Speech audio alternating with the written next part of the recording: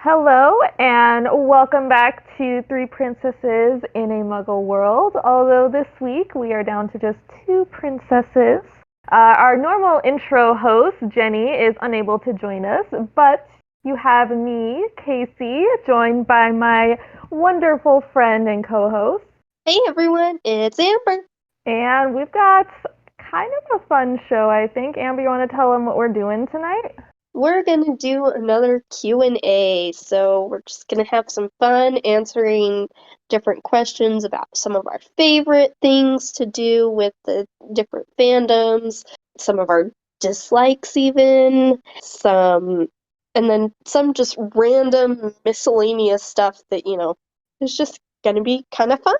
Yeah, it's been a minute since we've had a Q&A type of thing. We've been pretty busy with a lot of other specific topics. So it's nice to have just a, chill, low key, maybe slightly problematic depending on the question and answers. But Yeah. it's gonna be fun. It's gonna be chill. So we have a whole bunch of questions, like a lot of questions, Oh 4 pages worth of questions. And what we've done, we have them in different sections. So we have favorites amongst all the fandoms, Disney, Harry Potter, and then Disney's, subdivisions, Marvel, Pixar, things like that. We have a section solely on dislikes for those things, and then, like Amber said, just miscellaneous random questions. Would you rather? Do you want this? What's your favorite? What things like that. So since there's so many, we couldn't really pick out things. So we're going to kind of lean on our trusty wheel to choose a section for us at least, and then hopefully we can decide on questions from there. Yep. So without further ado, are we ready to spin our wheel and see what section we're landing on first? Let's do this. All right, so we'll spin it. We'll get a section, and we're each going to pick a question and do our best to answer it. And first up, we are diving into our random miscellaneous questions. And we have quite a bit of those. So let's see what we have here. Okay, I got mine. Got yours?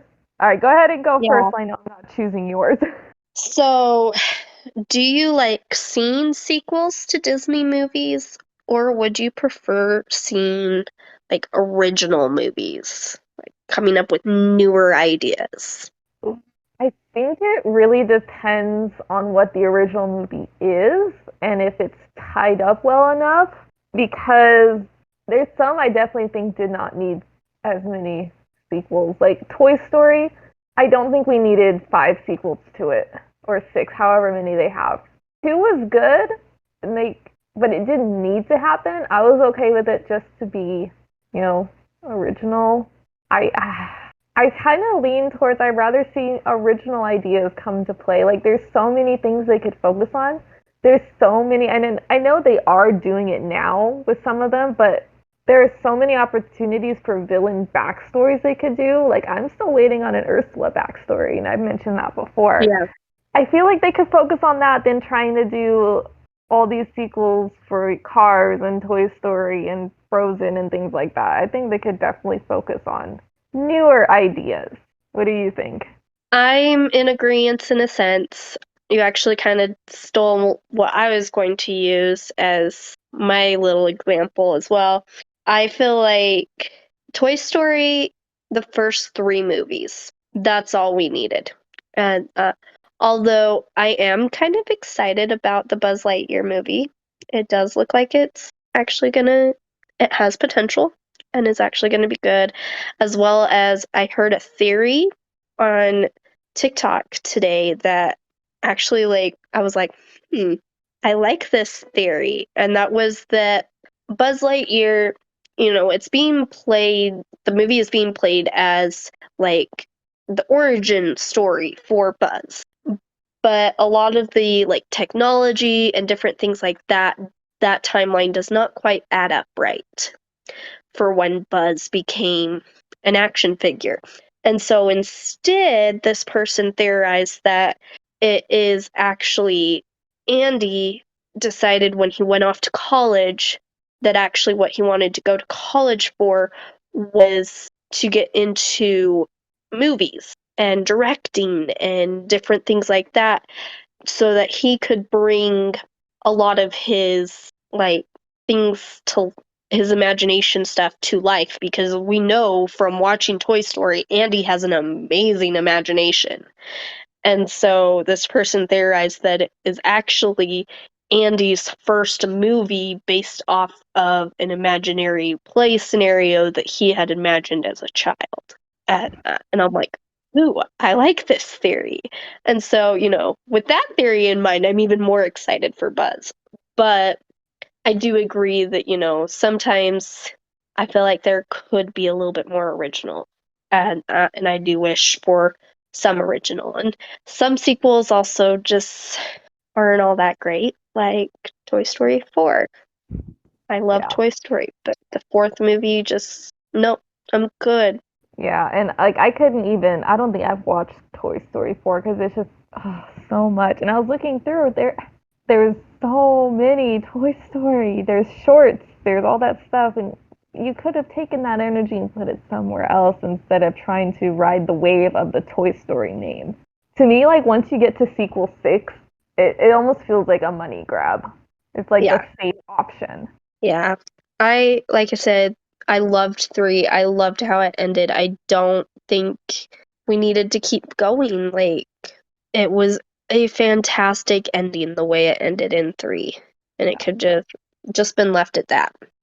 So, I think that it just does depend on the movie and what the sequel is, but I would also like to see a little bit more original content.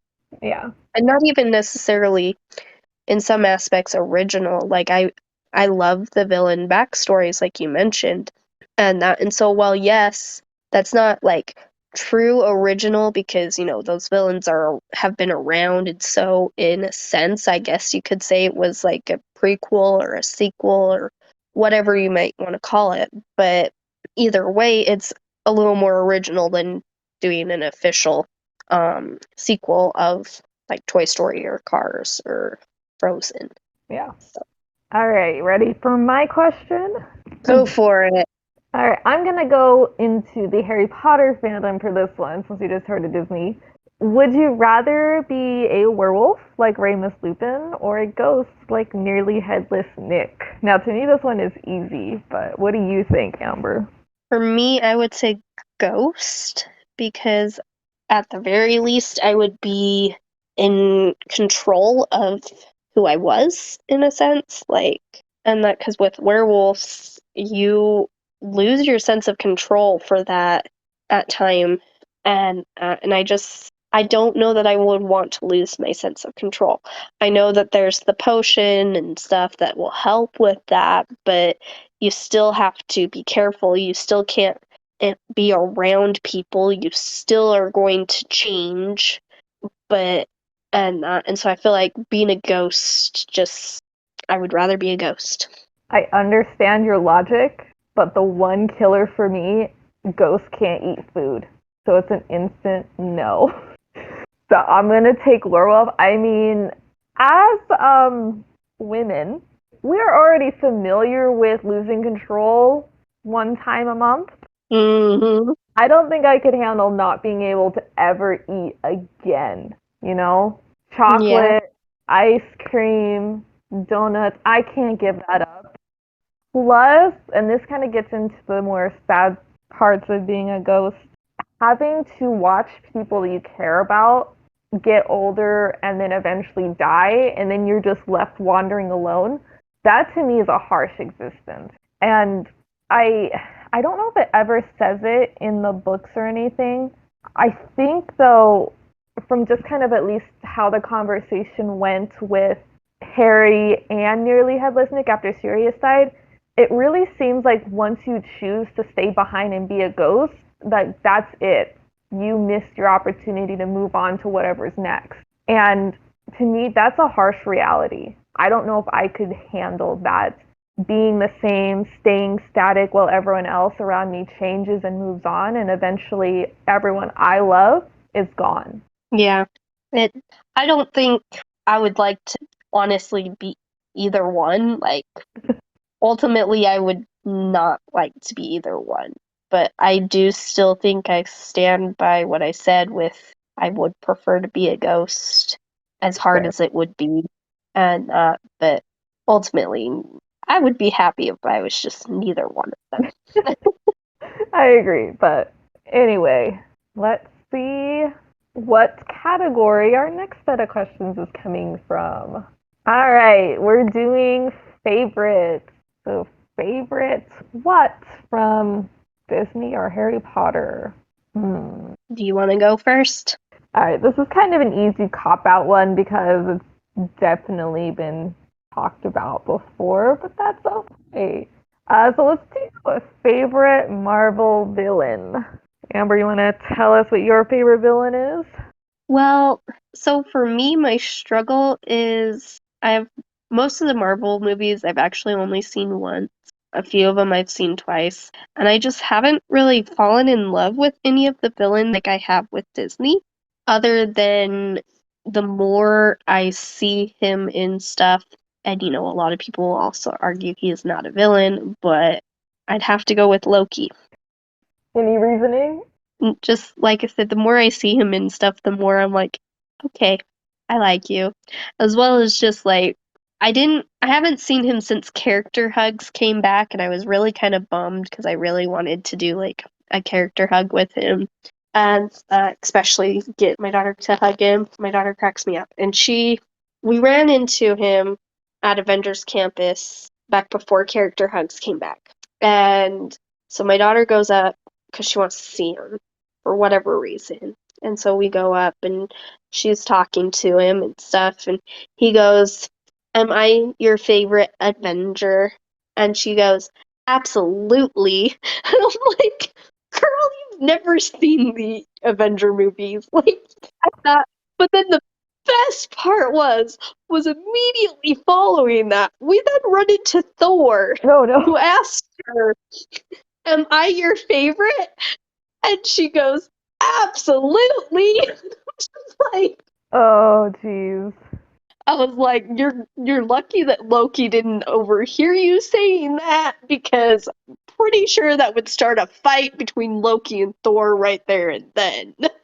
Like, but yeah, he.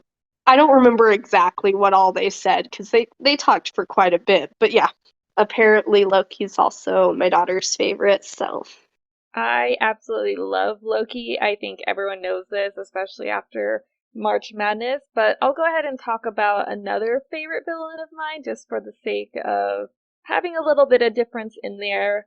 But I'm going to choose the same universe. I'm going to talk about Hela from Marvel's Thor as well.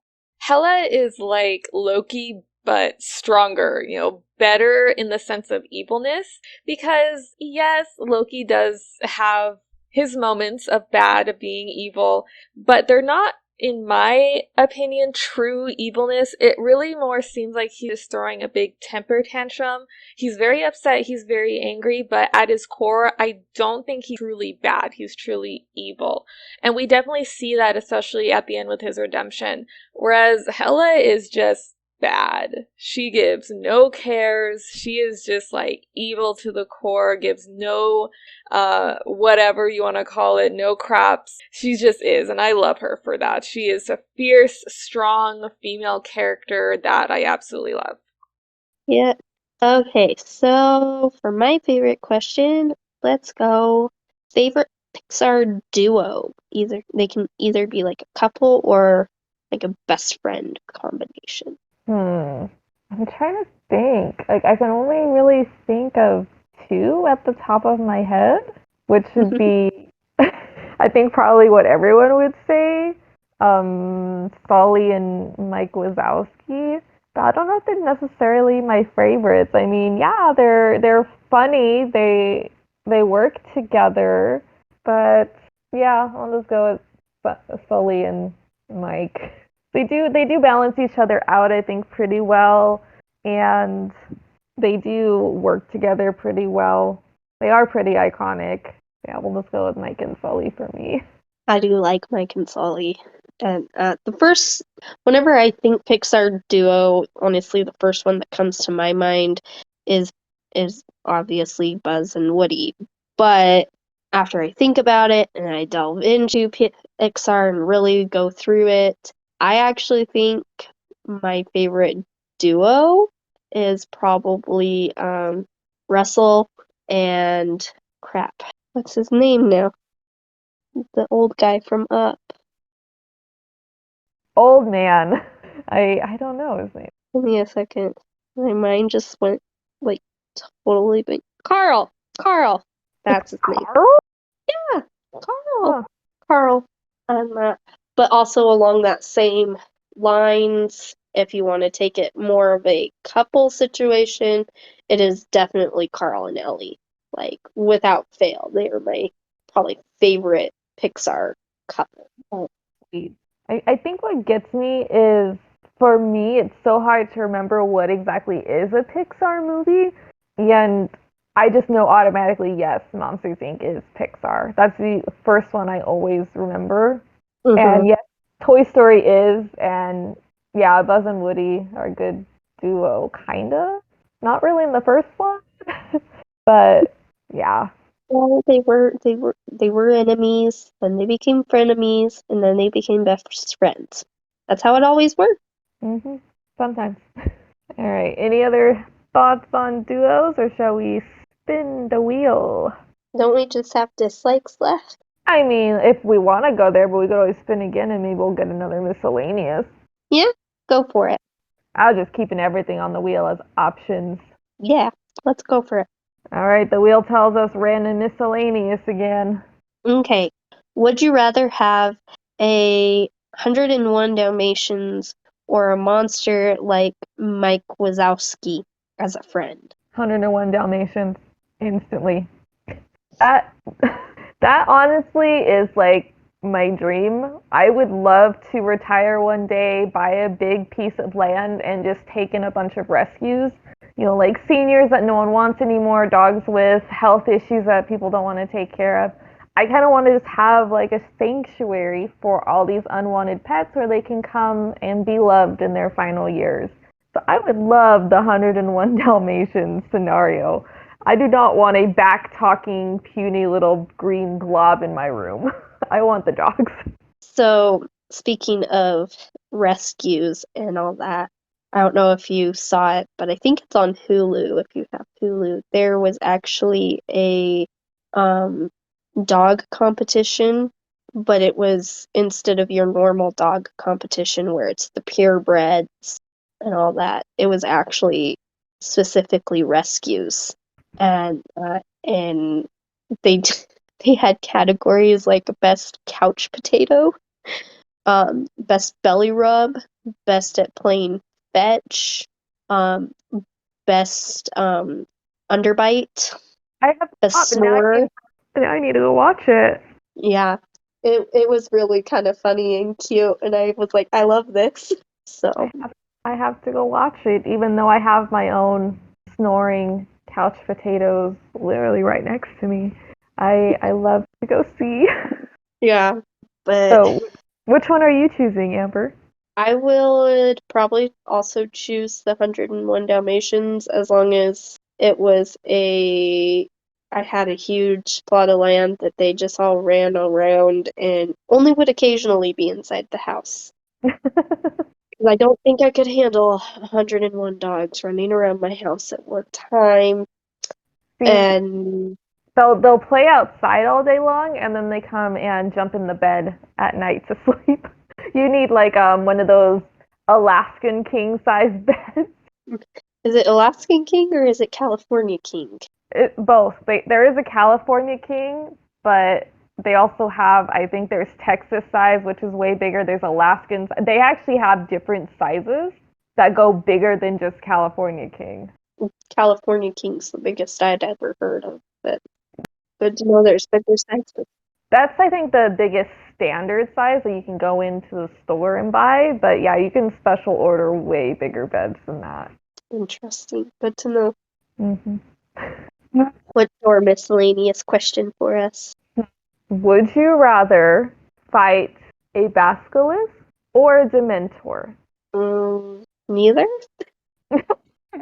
Uh, Oh, that's a tough one.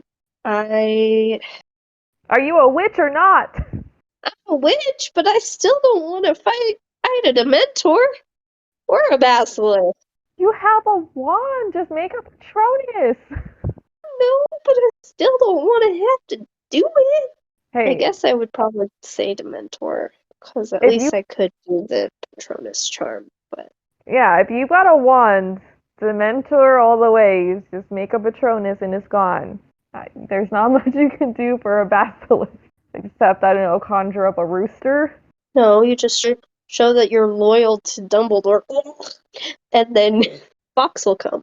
Yeah, see, I wasn't gonna rely on that. I'd rather just try to conjure a rooster. Now, I guess the real question is, which one would you rather fight if you did not have a wand? I don't know, do I have any other sort of weapon on me? No. Then I'm screwed either way. So I would, if I didn't have a wand, I'd be going Basilisk because I'm not gonna get my soul sucked out of me. I'll look right at that thing and it's done. Okay, moving on, please. I guess so, yeah. Wait, Basilisk's eyesight doesn't work on itself, right? I can't just hold up a mirror and it kill himself. I would say no, considering, the way that Moaning Myrtle died was because it saw the reflection of its eye. No, because it didn't see the reflection, because if she'd seen the reflection, she wouldn't have died, right?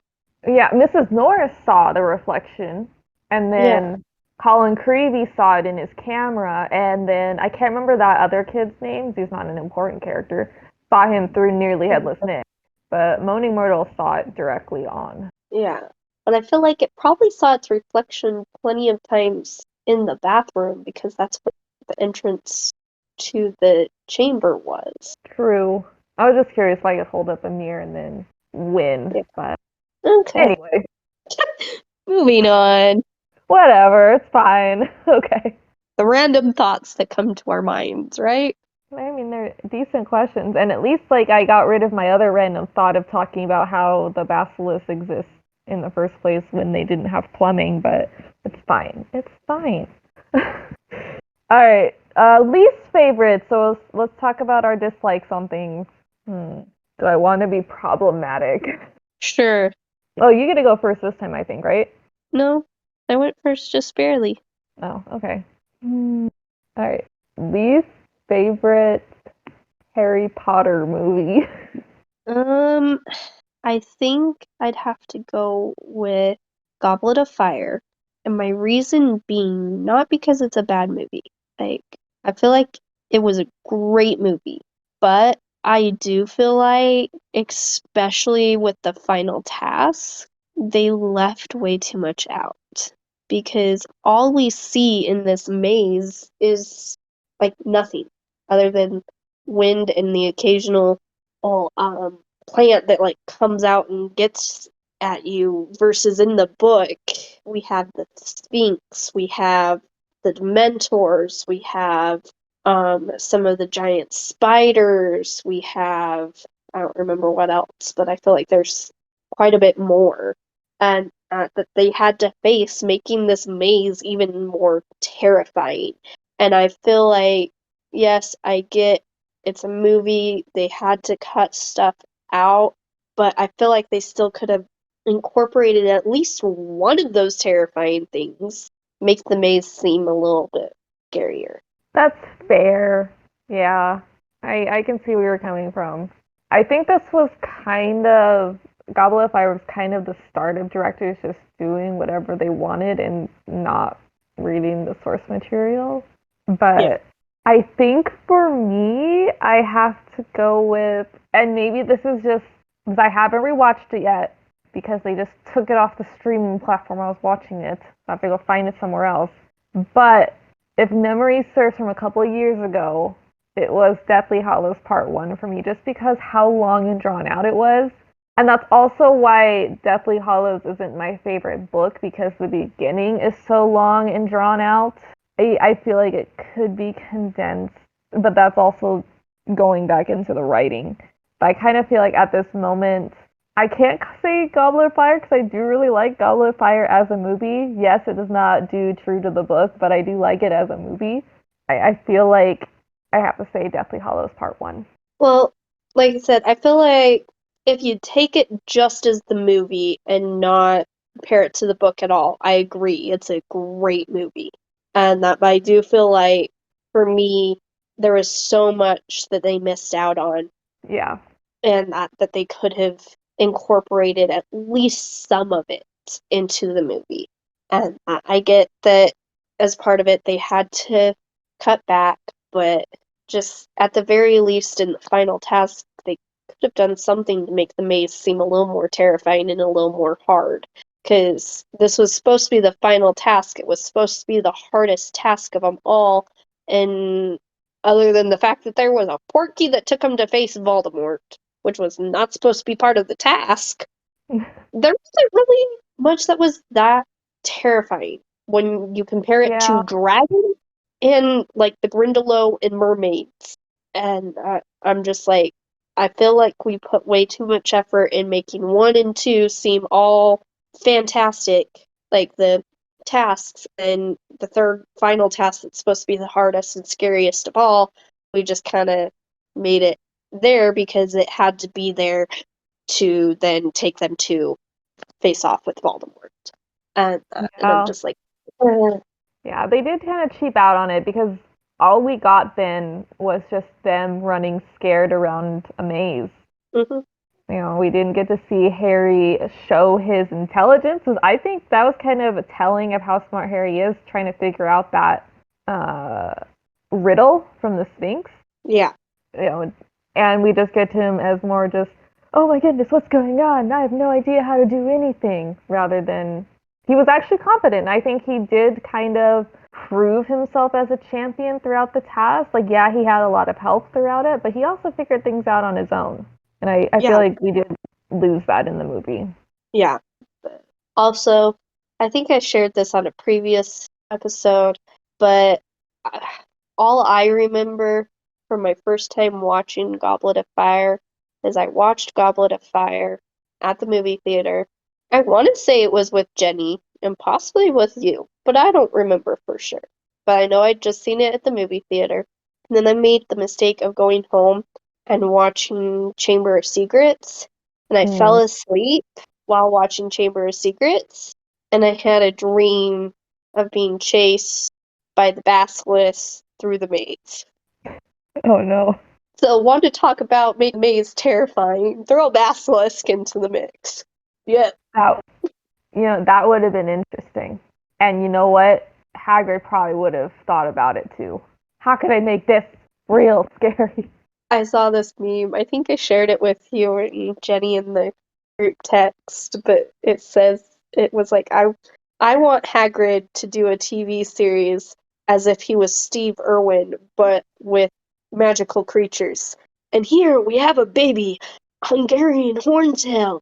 Let's get closer. Oh, it's so cute. It's breathing fire at us. Isn't that the sweetest thing ever? I mean, like, yes. you know that's how all his classes went. Yeah. I mean, that's basically how the Hippogriff went. Look at this magnificent, dangerous creature. Come on, let's take a closer look. Exactly. But, yep. I kind of want that TV series now. It's fine. I mean, I feel like Hagrid's probably near retirement. This could definitely be a retirement plan for him. He's not going to teach anymore, so he's going to get his own show and like go on the road. Yes. I think Harry would guest star a lot, not by choice. Hagrid would just invite him over for tea and then, oh yeah, by the way, you're going to help me with this. Yes. And he'd be like, never coming over for tea again. Okay. Trying to think. Be problematic. Well, it's not that I want to be problematic. I picked out one, but now I'm realizing maybe I should pick a different one because I don't know what my answer would even be because I don't know that I have a least favorite in this category. We'll go with it. Least favorite Disney sidekick / animal sidekick. Oh no. You had to go for that one. Uh-huh. Alright, I'm looking up sidekicks real quick. Yeah, this one is a tough one. I don't know if I necessarily have a least favorite. I feel like all the side characters sidekicks that Disney have, they're all pretty strong, you know? Yeah, they are really Uh, I guess sweet. if I had to absolutely choose one, like my life depended on it, Olaf is kind of annoying sometimes.